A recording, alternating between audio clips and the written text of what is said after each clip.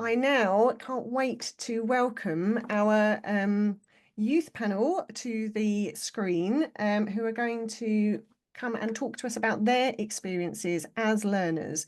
So this is a really fantastic opportunity for us to hear from those who are actually living the life of unschooling or self-directed learning. And I'd also like to introduce Sophie Christoffi, who's going to come to welcome the panel for us. Hello, Sophie and the panel. Hey Alex, and thanks Zoe. That was so interesting. It was great to hear you share about Summerhill. I've visited in the past and it's really an amazing place. So thank you from us as well. But yeah, here we go. We've got a panel discussion now, and I'm really, really happy to host this. Yeah, welcome to the audience, all of you that are here, and anyone that's watching later as a recording. This is the Expert Insight panel, Learning Without Being Schooled, New Visions for Education. And I'm really delighted to welcome our 5 panelists who are now going to introduce themselves one at a time. So yeah, is anyone ready to introduce themselves and get the ball rolling? Nishika, thank you. Hello, my name is Nishika Bhaduri, and I've been unschooled all my life, and I've never actually stepped foot inside a school, but it's been a really fantastic journey to be here and being able to choose what I want to do and pursue my interests at my own pace. Fantastic. Thank you so much. Who would like to go next? I May. will. Thanks, May. Hi everyone, I'm May. I'm 16 years old, and I've been home educated my whole life. I've been home educated, but I've also been going to a learning community my whole life called Broadleaf. And yeah, my education's been amazing. It's been diverse. And yeah, I'm super excited to be here. Lovely. Thanks, May. Thank you. Who would like to go next? Freya. My name is Freya and I'm 10 years old. I've been home educated my entire life. I have a dog. I like ice skating and tree climbing. Lovely. Thank you, Freya. Welcome to the panel. Okay, so Thisbe Benji, who's going next? Benji, thank you.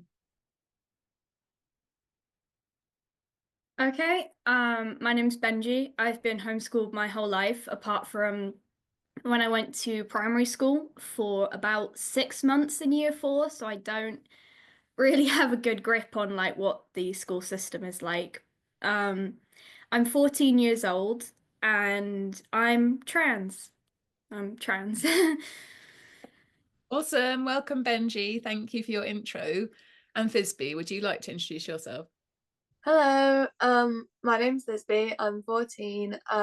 I also have been unschooling my whole life. I go to a self-directed learning community for 2 days. It's called The Lodge. And yeah, I'm a tourist and I like bleh. And I like classic literature and sort of things, but yeah. That's me. Thank you, Thisbe. So we're going to start with a couple of questions for the panel, and there will be time for the audience to put forward your questions too. So if you have any that come to mind whilst you're listening to the panelists, then go ahead and put them in the chat, but I won't check them until we've finished our first discussion. So the first question came out of our planning meeting when Freya, you had shared about encountering other young people that like really didn't understand what your life was like as a home educated young person. So my question to you all is yeah, what do you do, guys? Like, if you're not, how do you learn without schooling? What is your day like, your week like? What is this thing that you're up to if you're not going to school? Tell the audience what it's like for you. So Freya. Well, I don't have a typical day at all. I do a weekly routine, but they aren't even routines, I guess. So comic club, so I do online comic club, tennis, environmental, brownies, well, a forest school. Let's see here. Forest school, brownies, the cabin, farm school or farm group, and swimming.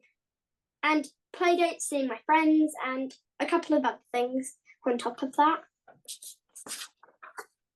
Thank you, Freya. May.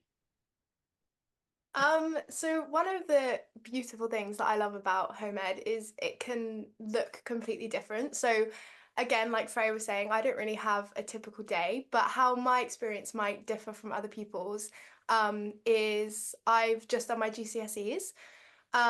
So a typical kind of GCSE day for me, I would wake up and then I tried to get all my work done in the morning.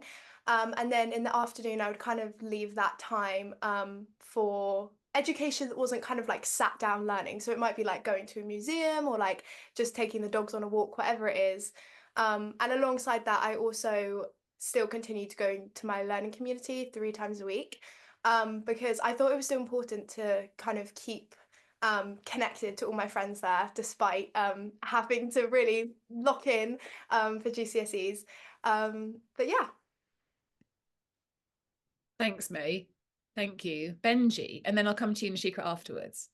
Benji. So I'm doing my GCSEs 2 years early, and it's really different to how it would be at school. So my normal day is very chaotic because I have undiagnosed ADHD and I'm very all over the place, so I don't have a set schedule. But I go to SMLC, my college, 5 days a week. And then I spend the weekend revising and lots of other things, really. I do a lot of my revision on YouTube, and I use my workbooks as well. At the moment, I'm mostly focusing on doing my English language GCSE. I'm hoping to get it done in May.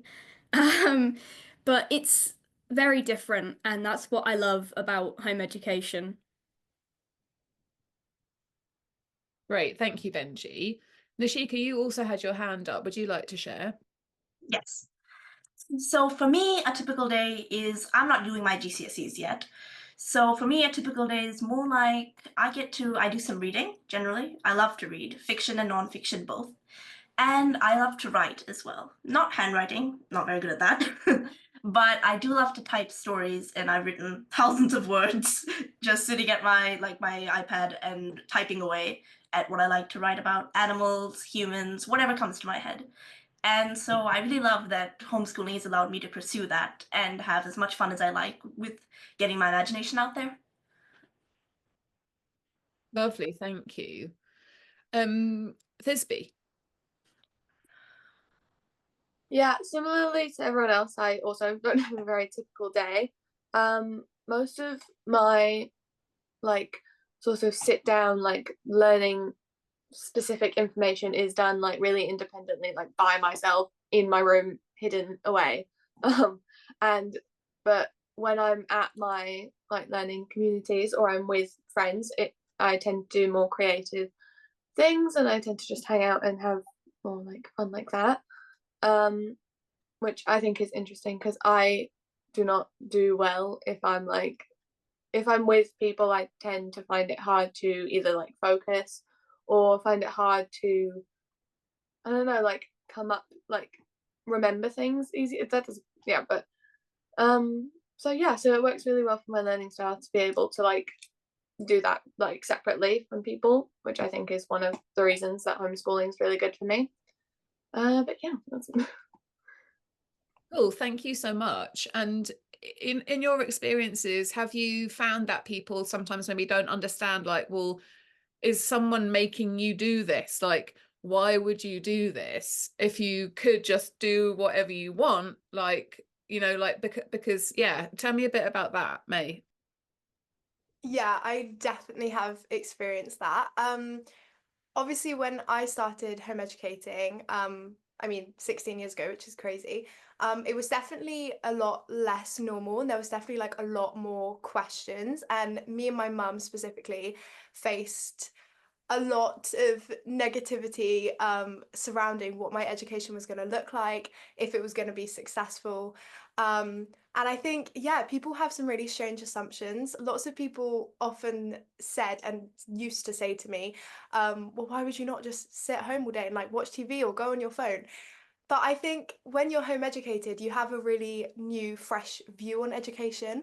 It's a privilege to have access to education, and we need to exercise that right. And I think, yeah, being home educated definitely makes you understand the importance of education, and it actually makes you enjoy it so much more. Cool, thank you. Did anyone else want to sort of respond to that? Benji? So I agree with May, like 100%. I've had a lot of people kind of ask, well, how did you learn how to read? How did you learn how to write? Like, it doesn't make any sense. And I'm like, well, how did you learn to read and write? You got sat down and taught how to do it. And I learned it by sitting in the back of my truck, reading the highway signs as we go down the motorway to our next like big adventure. You can still learn to do all of the things that you can in school with different ways. Like I learned it traveling from country to country, and other people learned it in a white box. So I think that there's a lot of like miscommunication as to what homeschooling and unschooling really is, and I think it's a shame. Thanks, Benji. Did anyone else have anything they wanted to contribute to this? Thank you, Nishika. I actually have not been exposed to a lot of people thinking, not like people being confused as to what homeschooling is. But I do think there's a bit of a difference between homeschooling and unschooling. Because for me, I think what I'm in is more unschooling. Because there is obviously homeschooling where it's basically just like bringing school home. I don't do school at home. I do kind of basically whatever piques my interest, whatever I'm into at that time. Whereas in school or the more regimented homeschool, it's probably you're sitting down with a book, writing at a specific time, and things like that. Thank you. Freya, do you want to add? I pretty much do the same, so yeah. Do you want to say a bit more about that, Freya, in terms of maybe the choices that you have? Is that what you're talking about? Okay. So I guess I never really met many people who were confused other than about 2 years ago. Then I began to realise a couple more people. I don't know when that stage began. It was just around 2-3 years ago I began to notice it more. And what sort of things would you say to someone that didn't understand, or in those situations? Do you remember like what those conversations were like for you? Yeah. So for one, I don't do homeschooling, which is school at home. Secondly, yes, I know how to read. That was like half the questions. Do you know how to read? Me? Yeah. It was kind of confusing because, I mean, they were around somewhere where there was things people could read if they can read, and they might have seen me looking at them, and I don't know if that made them think I don't know how to read and I want it to be read out loud or something. I don't know. Okay, thank you so much, Freya. So, Thisbe, go ahead. I think for me, I'm often not really around people who aren't homeschooling, but when I am, I think I'm more confused about their schooling experience than they are about my not schooling experience. For instance, I was talking to a friend who does go to school, and they were saying, and I had just dyed my hair, and they were like, "Oh my god, I wish I could dye my hair." And I was like, "Why don't you dye your hair?" And they were like, because I'm not allowed to because I go to school. And I'm like, what are they gonna do about you dyeing your hair? Are they gonna, what the hell? And anyway, and so things like that where I'm like just really skeptical about the whole situation. I'm like, this is so weird. And so I think that's like my experience then. Yeah. Yeah, thank you, May. you want to add?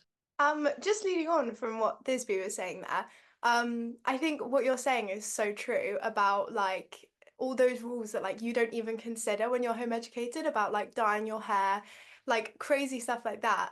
And I think one of the things that really stands out about home education for me, is the mutual respect between children and adults. Throughout my life, when I've been growing up, it's never felt kind of weird or unnatural to talk to an adult how I would talk to one of my peers. And it's so strange in school that that is such a thing, that like power dynamic between older people and younger people. And it shouldn't be like that. And that's one of the amazing things about home education, is it equips you with those skills, to be able to talk to everyone. Great, thank you so much. Oh, Benji, go for it. Sorry, I can tell you're trying to move on, but I just wanted to quickly add to that I feel the same, because when I first moved into my primary school, I was very confused as to why I had to call my teacher Miss instead of by her name. And it confused me a lot because I found she told me her name, and the next day I came into class and I called her name, and I got told off for it. And I really didn't understand why, because I was like, well, that's your name. Why do I have to call you Miss or Mrs.? And it really did confuse me. So I think it's quite interesting, like the differences between how I would talk to an adult compared to how one of my friends that go to school would talk to an adult that they don't know. So it's interesting, definitely. Yeah, it absolutely is. Thank you so much for bringing that up. It's kind of like helps us move into the next question, which is about reimagining an education system, or like if you could design a new system of education based on what you know about those things, power dynamics, ways that people might learn, you know, your lived experience around education, not in a school, which is just one way. You know, what kind of ideas have you got for a new system of education? I'd love to hear them. Yeah, let us all know. Freya. Something without any punishment to start. Definitely. So if I was punished for doing something, I'm more likely to do it again and again and again and again. So no punishments would definitely help. You get to choose what you do. Children and adults do not have a boss, effectively. And also more classes. Could you As far as I know, oh, yeah, no- sorry. Carry on. Sorry for interrupting you. I was wondering, when you said It's more classes, what do you mean by that? Like more, yeah, tell us a bit what that means to you. So, as far as I know, there aren't any baking, woodwork classes, things that I actually want to learn about. And there's no climbing classes, which is kind of essential at times. So, and also, you get to choose when you go to them and if you go to them. Great, thank you so much, Freya. May. I think, just leading on from what Freya was saying, I think definitely one thing that I would like to see introduced is society recognizing that sitting down at a classroom, writing things, taking notes, having a teacher talk at you doesn't work for everyone. And so true what you were saying, Freya, about having more diversity in the classes, in terms of, like you were saying, like woodworking. Like I think that would be an amazing thing for schools to offer. And yeah, just really knowing and recognizing that education isn't just sat down, taking notes, working from a workbook. Thank you. Nishika. I was thinking also about some of the ways technology can be used to improve the current state of education, such as I was talking with my dad about this the other day. Not always are exams very fair, because a lot of exams, even nowadays, even with our developing technology, exams are handwritten, which is not always fair to people who don't have a steady hand or can't do very good handwriting. Whereas replacing that with computers, which would be easier to maneuver for all people, means that people who can even not even people who can't write well could still type in their exams and they would do better. So I think there's a certain amount of like unfairness that has not yet been ironed out in the fact that there's technology that can improve the current state of education, but it's not been, instated yet. Thank you. Yeah, any other thoughts or, dreams about changing things? Thisbe. I think my thoughts are similar to the general consensus about how I think that there should be way more diversity in different things and way more like fluidity in being able to like join them as you please and like, yeah, and it's just I feel like the way that things are now are very like standardized when really everyone is so different in so many different ways that it's like irresponsible and not really realistic to expect everyone to be able to be in like not everyone's interested in the same things and not everyone is able to like do all the same things. And so so I think that's Thank you. Benji. I just wanted to say that I agree with everything that's been said here. For me personally, I love SMLC. I think it works really well.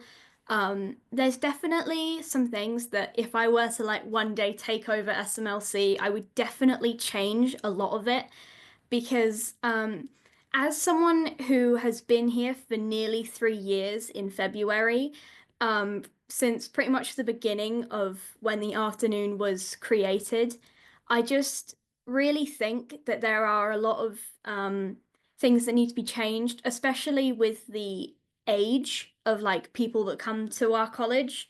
And but I think that's more of like a personal thing for this college specifically. But yeah, it's really interesting. Everything everyone said has been really interesting. Thank you. I love, Benji, that you're already thinking about improvements to more progressive learning environments. When you're in them, you can still see the opportunity for things to be different, even with those settings that are trying to be different in the first place. That's a really unique insight, I think, to have that. And I wonder for other people that attend learning communities that do offer more freedom, more respectful relationship, that are self-directed, consent-based, cultured environments. What are the things about those learning communities that you think could be useful if they were in a new system of education that was more available to everyone? Are there things about them that you think are really great? And maybe, like Benji said, are there things about them that you could see could be improved in some ways? May? I think definitely the fact that Broadleaf, where I attend, is consent-based is a massive, massive thing. I think that is such a kind of, I'm trying to think of the word. It's just such an honor as a student to know that the people that are above you in power respect you mutually and everything is done with consent, so everything is optional. If one day you come in and you're feeling like you really just can't deal with being part of the group or being part of the lesson or part of the activity you're doing, you're more than welcome to step out.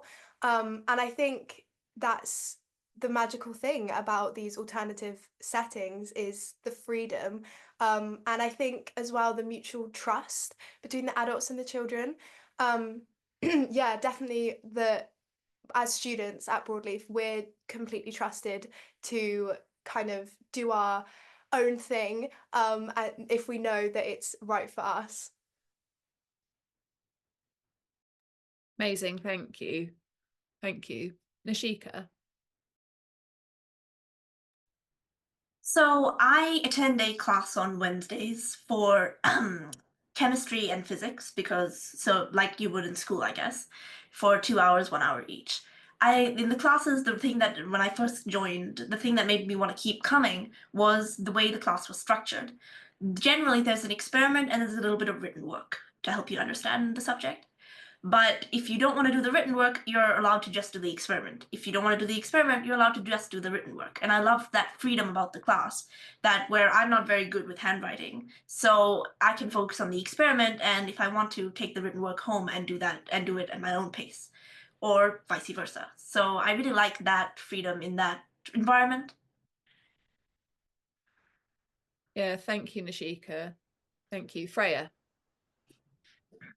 I really like something called the cabin, partly because you don't have to be told what to do, and you can do things like sewing, drawing, creating dens, which I personally enjoy. It's similar to creating houses with blankets and chairs. Useful. Trust me, it can be useful. Thank you, Freya. Thank you. Okay, great. So yeah, was there anything else that anyone on the panel wanted to say before we move on to taking some questions from the audience? Does anyone know? All right, then I'm going to have a look in the chat and let's see what we've got. Okay. And if you haven't put a question in for the panel and you would like to, now is your chance. Just take me a second. There's lots of comments saying things like beautifully put, and that so Sophie Stomping Grounds is saying that she wished the current mainstream system would the current mainstream model would listen and respond to what young people say. And then Mike said, I like the expression by Nishika about freedom of choice and what you can do better. Let's see. Oh, any questions? Lots of complimentary comments, folks. Okay.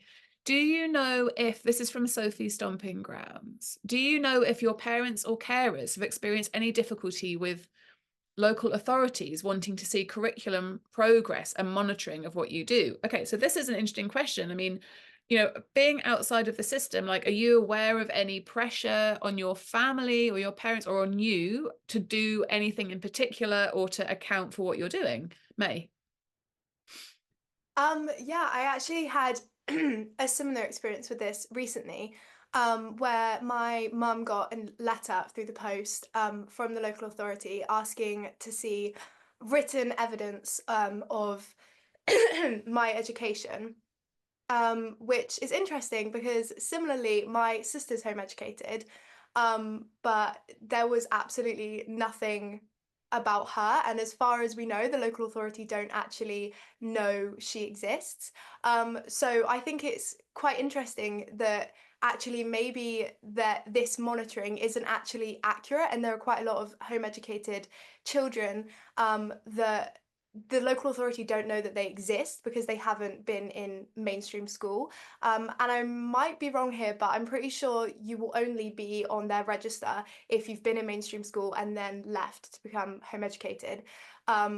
So yeah, it's interesting that maybe that system isn't actually as accurate as they may think it is, and the number of home ed students is actually a lot more.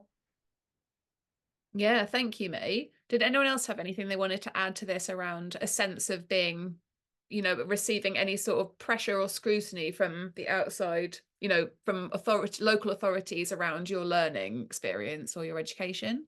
Thisbe?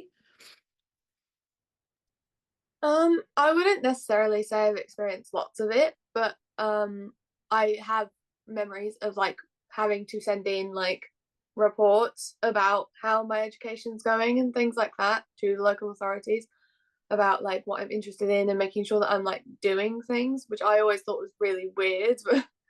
But yeah, and none of it's, but it's not been like a pressure that's affected us in like a massive way, I think.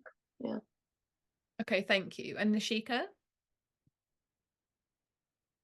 I personally haven't faced any adversity from that in that regard, but I do know that it is there because when adding on to my Wednesday class thing, the written work is sent home with people so that in case authorities come to check that you're learning, you can present that to them and then it kind of shuts them up.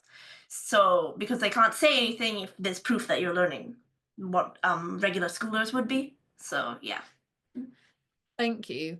There's quite a few questions on a similar theme in the chat, which is around the role of parents and adults in your life, and asking a bit about, like, you know, what they can do. I'm guessing this is because the audience is largely made up of adults and parents, so they're probably thinking like, like, how could I be a good unschooling parent, or how can I, you know, be in that mutually respectful relationship that has been mentioned. So do you have any tips to give to the parents out there about how they could best support young people, or how you have found your parents to help you out?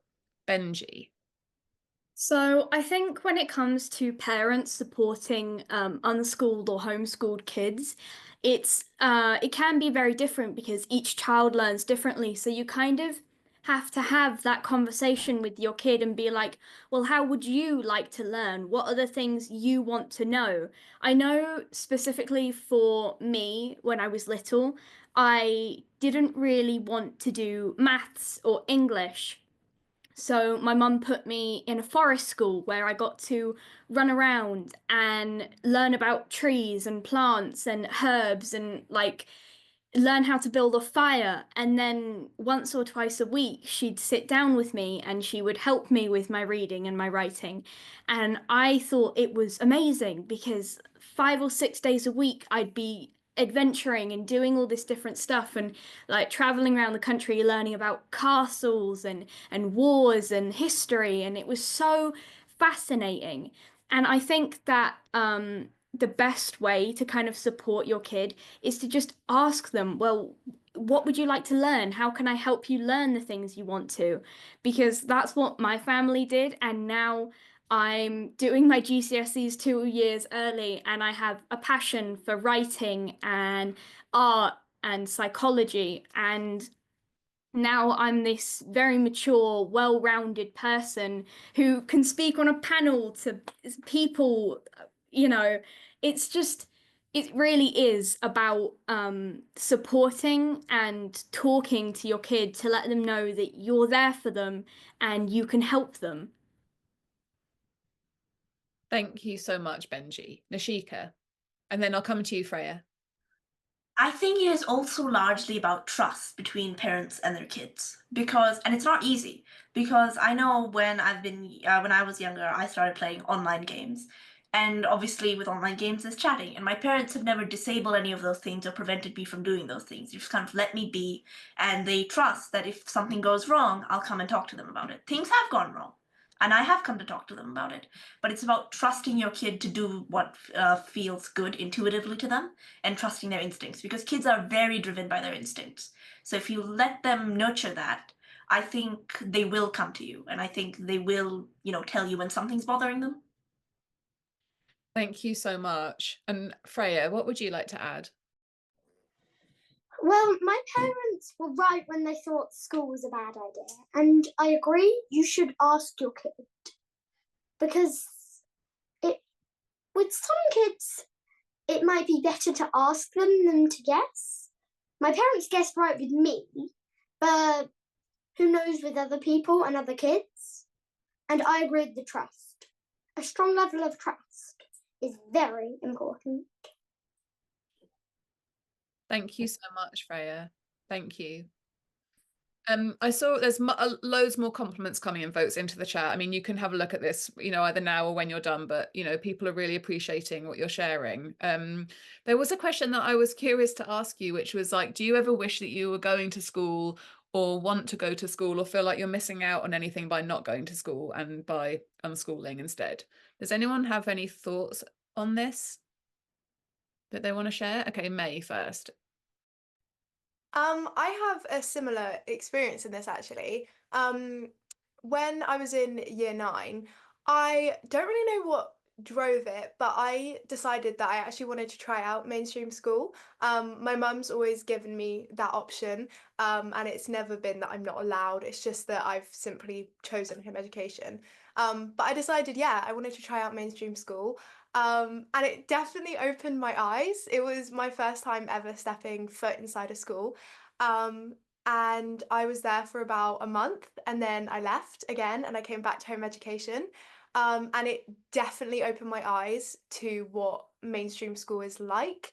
And it definitely made me a lot more appreciative of what us home educators have access to and how lucky we are to be able to get our education in the way we do.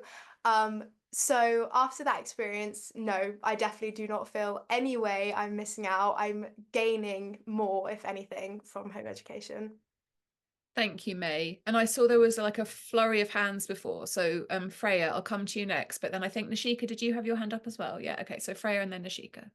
Freya. My parents would let me go to school if I wanted, but my reaction if they asked me to go to school, no. Ask me tomorrow. Again, no. I don't particularly adore being told what to do and being you're not allowed to run around anymore. You've got to sit in a chair for an hour, even though you have hypermobile legs. So yeah, my parents would let me. Yes, it's whether about I want to go, which is probably no. Thank you, Freya. And Nishika, would you like to add? Similarly, I've also always been free to go to school if I want to, but I think the only thing I feel like unschooling or homeschooling kind of lacks a little bit is probably, for me at least, a little bit of socializing. But as I've gotten older and my mom's found more things for me to do and more people for me to meet, I feel like that disadvantage has also gradually fallen away from me. And I've made friends and not required a school setting to define them. So I think, no, I think I'm quite happy where I am, and I don't have any intention of going to school anytime soon. Thank you. Benji? So I have like a little bit of insight into this specific subject because was in the same college, SMLC, with my older brother, who is about 7 months older than me, and this system just did not work for him. He couldn't motivate himself, and he didn't want to do any of the lessons. He needed someone to push him to do it. So he went into mainstream school and he's been really enjoying it, but he struggles a lot with the homework because when he gets home, he's like, okay, I want to be done now. He doesn't want to sit for 1 or 2 hours in the evening and do like calculus or algebra or whatever it is that he's doing. Like, I've started doing it here at college and I have a half an hour, 20-minute session of algebra and I'm like, okay, that's enough now. No more. I'm done. And I feel really bad for him, but I can tell that it works for someone who can't motivate themselves. But I think there definitely is ways that the system could change, especially with the homework side of things. Yeah, thank you. Yeah, this is great. I mean, I'm trying to just check if there are any other questions before. I mean, we had talked about whether or not you had a challenge, a question, or something you wanted to kind of set as a call to action for the audience that are watching you. So if you have something in mind, this is your kind of like me telling you like get it ready to share. And I'll just double quickly check in case there's anything else in the chat that might be interesting to look at as a question as well. Oh yeah, Benji. Sorry, I just wanted to say that a while ago I saw a comment from Sophie because I've been reading the comments and it says, do you think it's possible to home educate if both parents are working? And I really wanted to kind of touch on that because I saw it and it hit quite close to home. Even though my mum is a single mum and she doesn't work, it is a full-time job raising 3 kids and home educating 3 kids. So I just wanted to say that it is possible to home educate when you work. You just have to find clubs and stuff and ways to work around it for your family specifically. Thank you so much, Benji. May? Yeah, I actually saw that question come up as well, and I thought that was really interesting. So thanks for pointing that out, Benji. I do think it's possible, but I think it definitely would be a challenge in quite a lot of ways. I think one of the amazing things about home ed for me is I am so close to my family, and I really truly do believe that it is home education that has created that.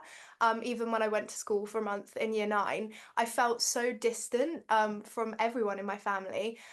So I do definitely think that it would be a different experience for your children if you were to work whilst home educating, because like you said, Benji, very rightfully, that educating your children is a full-time job in itself. So yeah, I think it is possible, but I think be conscious that it would be quite different, if that makes sense. Yeah, thank you. Thank you so much. Okay. So I think now would be the time to kind of go around and see what challenges you have for the audience that are here. And yeah, if you have any questions that they could reflect on after the session, or calls to action that you want to give them, or challenges to help them further in exploring kind of new models of education or their own experience around this, maybe in their family or for themselves personally. So yeah, does anyone have anything that they're ready to share on that? Freya. Well, the question challenge, I do have one. How can we make schools better? It's a good question, Freya. It's a great question. How can we make schools better? Yeah. How can we make them better? So that's Freya's question to you all to go away with from the session. Thank you, Freya. Nishika. I think, adding on to what Freya was saying, looking where things can be improved, seeing the flaws in the system, seeing what cracks have developed, seeing whether, while it works, does it work well enough? Is it providing young people the environment they need to thrive? Or is it just kind of, just getting them through? I think it's worth looking on that and seeing how we can provide people the best, most positive education that has young people heard and seen and listens to them and gives them the freedom of choice. So I think looking into that is worth it. Yeah, thank you. Something that doesn't just get people through, but actually is a positive environment for them. It's so important. Thank you, Nishika, for that. May. Yeah, just leading on from what everyone said, really. I saw a question as well pop up in the chat, which is kind of linked to what you were saying, Sophie. I think I would just like to reassure parents that you're making the right decision by home educating your children or choosing a system that's outside of the mainstream. I think it can definitely be scary and it can be overwhelming, and I totally get that. And it can be as the student and as the child as well. But please just be assured that you're making the right choice, even though it can feel scary. Oh, thanks for that. That's like a very nice boost of confidence and reassurance, May, for everyone. Thank you. Thank you. Okay. Is there anything else that anyone wants to add around that? The challenges or the takeaways? There's like another question quickly, which I think we might have time to do briefly. There's been some questions around like futures, your own futures or career paths that you see ahead of you. And I'm not that surprised that question's come up, because school very much leads towards this sense of like you're doing it for a future outcome. But I'm wondering, like, from the question in the chat, like, do you guys have a sense of what you want to do in the future? May. Yeah, I think that's such an interesting question. And I'm really grateful so for me personally, my passion's always been musical theatre and performing. So my kind of goal in the end is to go down that performing arts route and go to drama school. And I really do truly think that if it wasn't for being educated outside of the mainstream, that I wouldn't have had that support. And I think if I was in mainstream, I really would have had kind of a lack of confidence to be choosing a career that's kind of like outside the ordinary. But I'm so grateful that I first of all had the time to focus on the career that I want and shape those skills. But secondly, have the support to choose a career, a creative career. Great. Thank you, May. Okay, so Nishika, and then I'll come to you, Freya. I think while I don't have quite a clear picture of what my future will look like at this point in time, I do think that I do love to write stories. I think if I can, I would love to be an author when I'm older. But I also am glad for the freedom that unschooling has provided me, that even if, in the next couple of years, I don't ever want to look at writing stories again, I'm always free to choose something new. That I'm not, that now just because I've expressed an interest in writing and I'm enjoying it now, doesn't mean that needs to be my lifelong career and I need to do it for the rest of my life. So I really like that freedom that unschooling has provided me and that mindset that I'm growing up with. Yeah, amazing. Thank you, Nishika. Thank you. And Freya, your hand was up too. There isn't one thing I want to do. There's quite a lot of things. I mean, zookeeper is one of the things which would make money, well, significantly more money. But there are other things like ice skating for show, which I'm pretty good at, actually. Self-taught ice skating. And I love having a lot of skills, which is really, really good. And having like 15 career options, which if I keep this up, is going to be what's going to happen, which is going to be really good. Cool. Thank you, Freya. Benji, was your hand up or was that? Yeah, Benji. Yeah, I just wanted to quickly say that I also love reading and writing, and I'm actually in the middle of writing my own book at the moment. But the thing that I love more than anything in the world is art, and I'm really passionate about it. So I want to become a tattoo artist. And I know when a lot of people hear tattoo artist, they're like, oh God, that's not like a real skill, but it is, because you've got so much stuff to learn about it. But I remember spending the first 11 years of my life wanting to be a vet.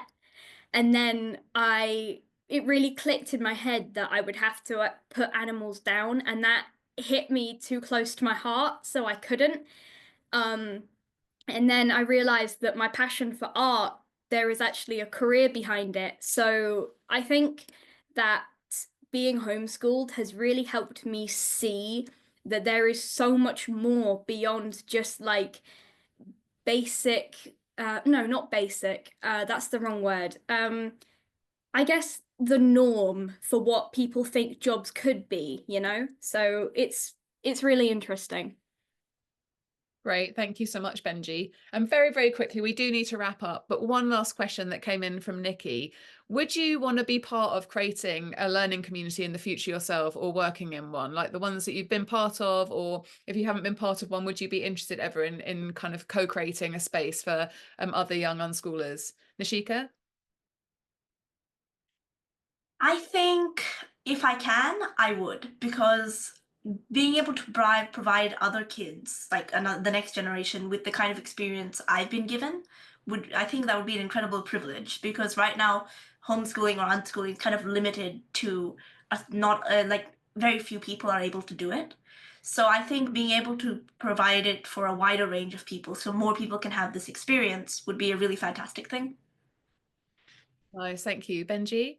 I just wanted to say that I agree with Nishika like 100%. And I would just want to say thank you to everyone for this panel, because it has been truly eye-opening for me. Awesome. Thank you so much, Benji. Thank you for being on it. And Freya, your hand's up too. I don't really know, because if what I want school to look like came through, I would. But if it doesn't, not so much. Totally. Thank you, Freya. Thank you. Okay. Right. Well, I think that is a wrap. Welcome back, Alex. Thank you so much, everyone. I really, really enjoyed hosting you. Thank you. Thank you, everyone. I echo what Sophie said. It's an absolute pleasure to have you on today.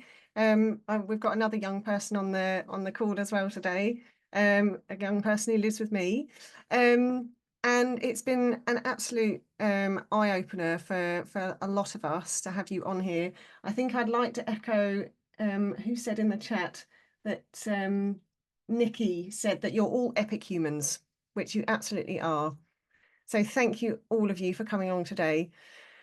I hope that was as interesting for everyone else as it was for me. It was absolutely great hearing your voices and how you experience your unschooling journey every day. And to end the session, we now have an award, a prize to give out to someone who has come here live today, as well as the award of listening to everyone. We have a prize, which is a book, Zoe's book, Zoe Redhead's book, which is called Barefoot in November, Parenting the Summerhill Way. So we have a winner today. Who is? Okay. The winner today is Roxanne Matthews. So congratulations, Roxanne. Well done for winning the book. If you send us an email at info@educationstartups.org, we'll get your address and we'll get that sent out to you. So absolutely fantastic to have you all here today. Just to round up then, our final session of the summit will be this evening at 7:30 p.m. GMT. We will be welcoming Sophie back to our screens again, as well as 3 other co-founders of schools or learning communities. And you will have the opportunity to ask questions of how those places run and how they were founded. Plus, you'll get to find out more about our new membership platform, which Joe and I will be launching for anyone who wants to start up their own school or learning community. So it should be a really good one. And I really, really hope that we can get to see you there this evening, or wherever you are in the world. It might be a bit different time. So fantastic. Now we're going to move into our networking part of the session. So for anyone who would like to stay on for networking, please do hang around and you'll get to meet some other people who have attended the session. Thank you all for coming along today.